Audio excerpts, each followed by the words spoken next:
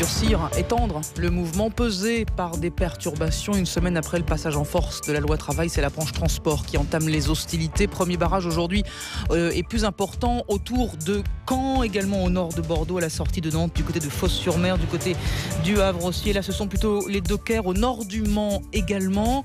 Mais beaucoup, à part sur le périphérique de Caen, beaucoup de voitures arrivent à passer. Des perturbations donc qui sont pour l'instant assez légères. On verra au fil de la journée si cette mobilisation prend et quelle ampleur elle prend surtout. Ce soir, ce sont les cheminots qui prennent le relais, 48 heures reconductibles sur leurs conditions de travail.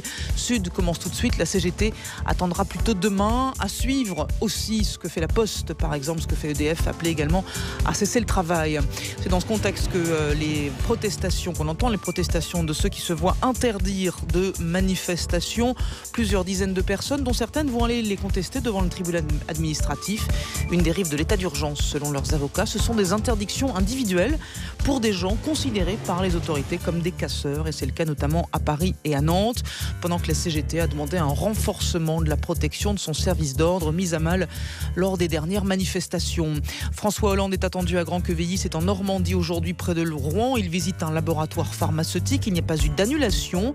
Un président qui refait de la pédagogie ce matin sur Europe 1 en réexpliquant ça va mieux, même si ça ne va pas bien. Dans le reste de l'actualité de ce mardi, il y a le pape qui prend directement la défense de Monseigneur Barbarin. Il le fait dans la Croix. Une démission de Monseigneur Barbarin serait un contresens, dit-il, et une imprudence.